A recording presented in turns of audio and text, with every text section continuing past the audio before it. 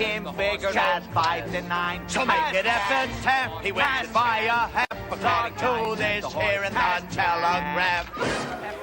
Hello racing fans, and welcome to another edition of Handicappers Corner, brought to you by the Derby Bar and Grill. I'm Mike Eds along with Drew Forrester. We're going to go through the Saturday, May the 11th races at Hastings Racecourse. We just have 7 races on tap today, but should be a good card. Our feature race, the Ross McLeod for 3-year-old fillies. They're going to go 6.5 furlongs as they begin their trek towards the BC Oaks later on in September. Right. Yeah, great field too. Some invaders. Get to have our first look at a few exciting fillies that haven't run here yet. Yeah, it should be a lot of fun. Let's get right into the first half of the double. There are 7 races on tap, as I mentioned. Got a field of 6 to kick things off.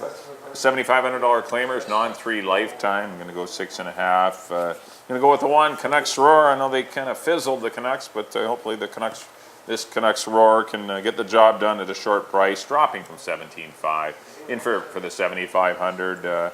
Battle on the pace out wide. Still performed admirably, running 4th behind Rock and Cherokee in the Essie's Trouble. I thought that was a big race. Give this horse top marks. It's going to be a short price, but there's your winner. Probably the best bet of the day. Put the 3-horse Mr. Jigsaw, who also exits the same race, in for 2nd. And I put the 6, Follow My Orders. Also could come running on for 3rd, but I really like Canucks Roar. I want 1, 3, and 6. I agree with you. As you mentioned, I just don't see anybody that can touch him in this race. He's got tactical speed. He looks like absolutely the horse to beat. As you mentioned, a best bet type horse. The second spot, I put Count Green out of the Robbie Addison barn. I like the work tab on this horse. The class might be an issue. He hasn't run in a lot of tough races in his career. But Robbie's horses have run well. They've been running well out of the box. His horses are kind of just getting ready now. He's starting to enter them, and they're running well. So I put Count Green in for 2nd. And the horse you had in 3rd, I had the same one. Follow My Orders could get up and get a piece of it for 3rd. I went 1, 4, and 6 in the first. On to the second part of the daily double. I picked Richard Hamill to win the mile double. 16th race, isn't it? This is. Our first mile and the 16th race of the year. First route race of the year, and I went with the proven route horse, Full Power Ahead. He's won 4 of them at the distance. He's fresh. He's coming in off a nice win in Phoenix. Another one that, in a pretty salty little dash, I like Full Power Ahead. The second spot I put Call Me Later. Was claimed by Steve Henson this winter in Phoenix. They ran him back off the claim. He didn't run great. He ran a decent 4th. Got beat by quite a few, but he come back. He's been working well here. I like that 1 and 2/5 work. That shows me he doesn't mind this track. And, or 47 and 3, sorry. Shows me he doesn't mind this track.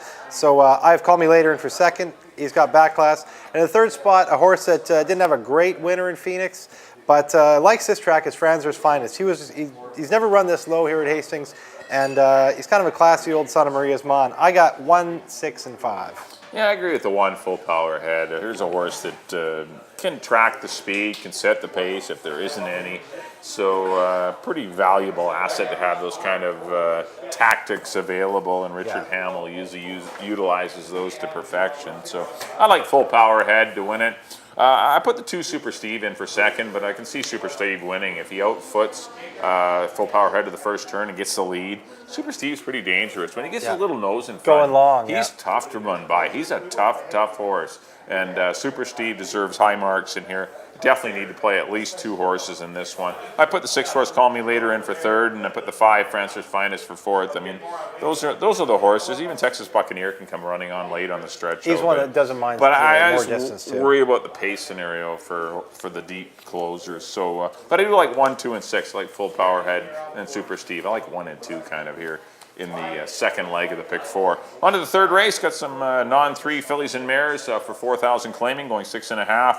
I landed on the 4-horse Golden Roar, firster for this year for Pat Jarvis. I like the work tab. This horse ran some pretty good races going along last season, chasing some fast paces. I know tired in some of those races, but this horse showed a lot to me against a lot better company. This race didn't come up super tough. There's not a lot of not a lot of toughies signed on in here, and I think Golden Roar can take advantage of what should be a contested pace. I see the 1, What's Up Betty, going, the 3, BB's Quick Action, the 6, Catching Cash, the 9-horse Fenella Blossom. I just see a lively pace, and perhaps Golden Roar can take advantage of that. Put the 9, Fenella Blossom, in for 2nd. The filly that ran for 7,500 first time out this year, performed very well, chasing some pretty fast fractions. couldn't hold off closers, Mazel's Secret and Cinnamon Halo. Still ran a very good race for the first run off the bench, and I put Cinnamon Halo in for third. I went 4, 9, and 2. I went with the 9, one you just mentioned, the Kelly Rycroft barn. Yeah. Kelly Rycroft's horses are running good this year. She's got the out now. She finished behind Cinnamon Halo last time, but Cinnamon Halo had the advantage of having an out. Good trip, too. I got a good trip there. That horse had a good trip, Cinnamon Halo. Yeah, she did. So I got Finella Blossom on top. In the second spot, I put number 8, Revster, out of the Phil Hall barn. There's another one that was in that 7,500 and on 3, same race as Cinnamon Halo. But Revster had a lot of trouble in that race. Just always seemed to be on heels. When he finally got her clear and got her going, Mazel's Secret come up beside her and kind of boxed her in again. Right. It's got her stopped again. With a clear sailing, she could make more noise than this. I have her in second. And in third spot, Cinnamon Halo. Richard Hamill going for the early win 3 on Cinnamon Halo. Live horses. He does have a live Saturday. And another one that looks good in here. I went 9, 8, and 2.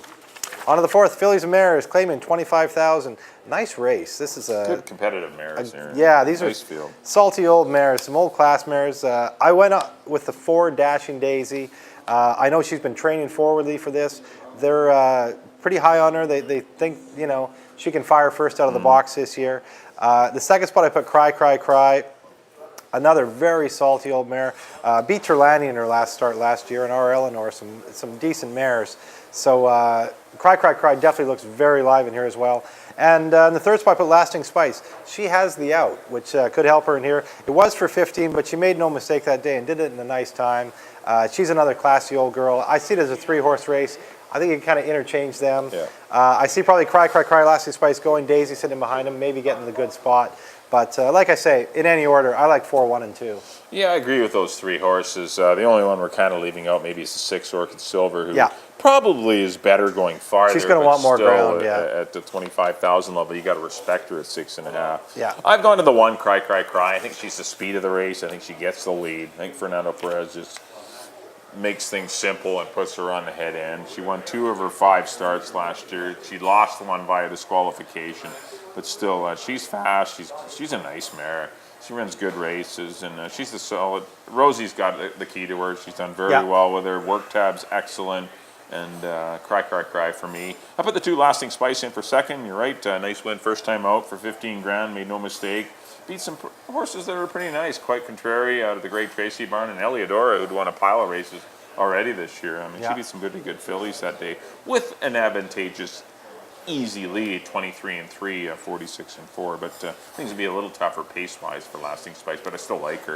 And I put the 4 Dashing Daisy in for third. Might be compromised by a slow pace, but we'll see. If the 1 and 2 hook up, then the 4 Dashing Daisy becomes a big presence. Spot, So 1, 2, 4 for me in the 4th race. On to the 5th, we have some maiden 5 granders going 6.5 furlongs. Kicking off your late pick 3, I've gone to the 1 Ottoman. Unlucky second last time to Jackman Road.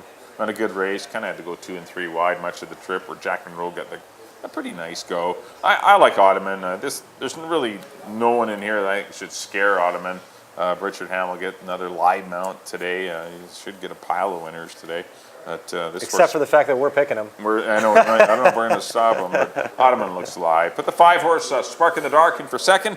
I liked him first time out.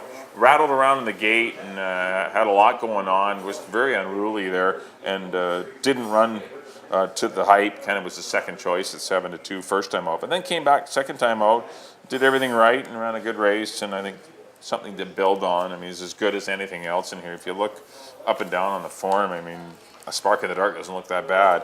And I put the 10 horse Barkley Bay in for third. Kind of a stranger that. Didn't show a whole lot last year as a 2-year-old, but it's a 3-year-old now. The works are really good. You look at the works, 48. You got a 102, a 123 and 2 out of the gate is solid, followed up by a 101. This horse is going the right way. Yeah. I like to see those nice works. Maybe this horse had the 2-year-old nagging little ailments and just not enough to get turned out, but just enough to run poorly.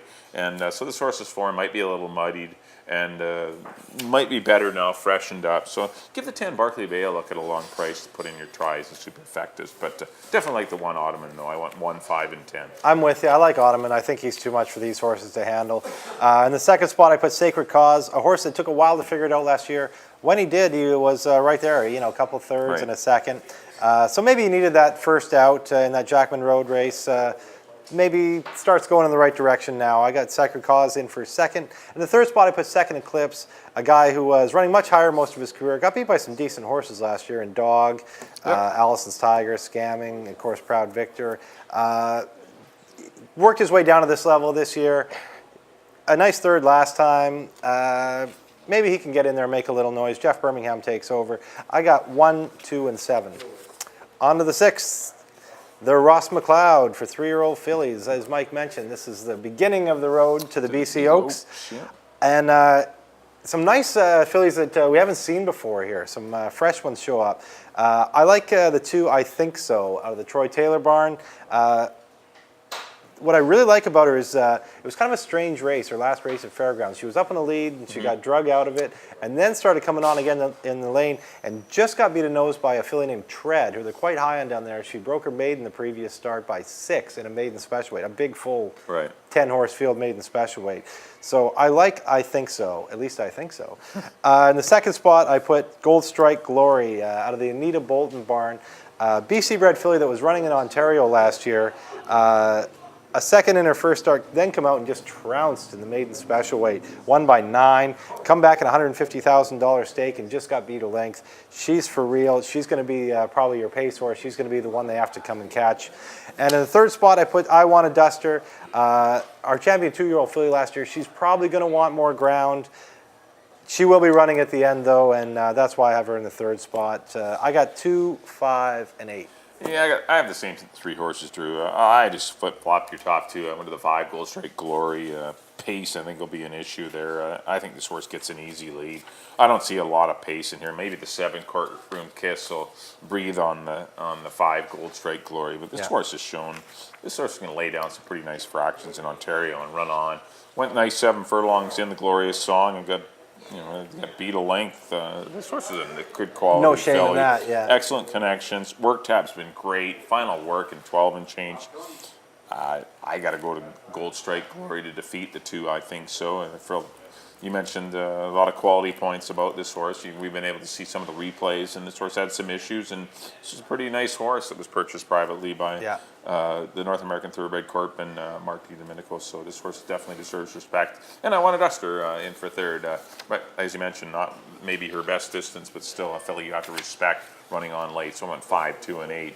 On to the 7th and final race. Maiden 30 granders going 6.5 furlongs. I've gone to the 2 Step Up for the Money. Did have a troubled debut, but still, I thought ran a good race. It was the slop, gets a fast racing strip, and I think things will be quite good for Step Up for the Money. And Aaron Grider takes the call, so might be part of the pace in here. Put the 6 Wings of Time in for second. Goes without the blinkers. Source wore an extended blinker last time and has been racing in an extended blinkers and an extended blinker on the outside eye. So obviously confident that things are going better for him. He came back and worked without blinkers in a minute and change, so that's a plus. He ran into a very good Knightsbridge last time, which no slouch to lose to, so he was a very comfortable second too.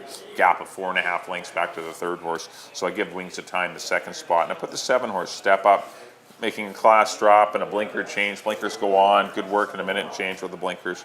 Trying to try him. So I went 2, 6, and 7. Step Up for the Money, Wings of Time, and another Step Up. A tough race call maybe for Dan. Yes, a couple of Step Ups in the race. Here. Ironically, for a race that I see is, you can make a case for a lot of these horses. We end up with pretty much the same horses. I have Step Up for the Money. Yeah. As you mentioned, I thought he got in a lot of trouble last time. I like the move to Aaron Grider.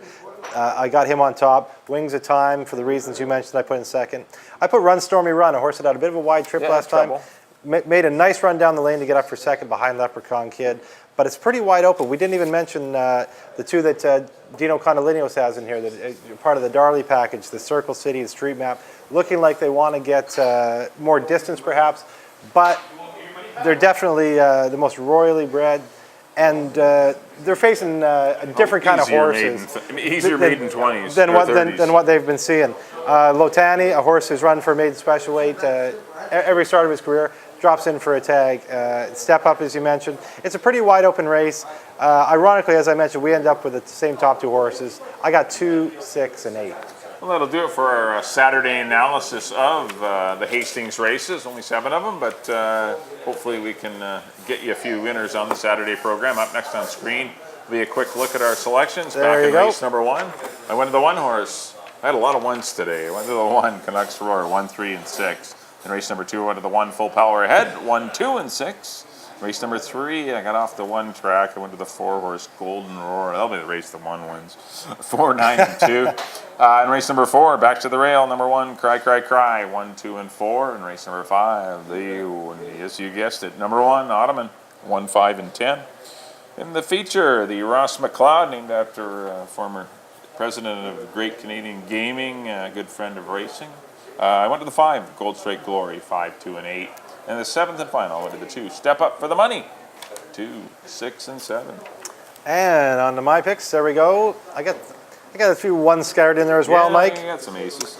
I Over. I agree in the first on the 1 Canucks Roar over the 4 and the 6, and in the second number 1 Full Power Ahead over the 6 and the 5. In the third, I went to the outside. I went to the 9 Finale Blossom over the 8 and the 2.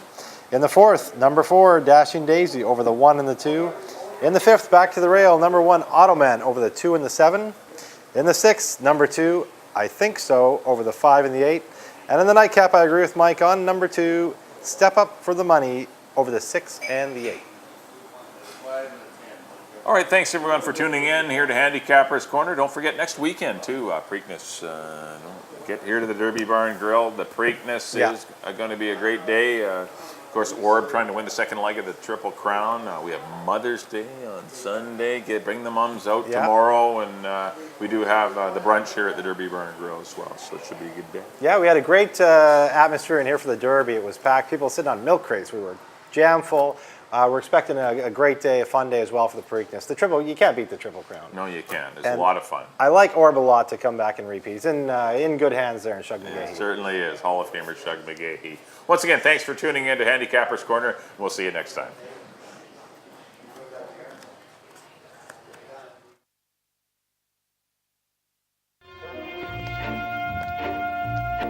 I got the horse right here, the name is Paul Revere, and here's a guy that says if the weather's clear.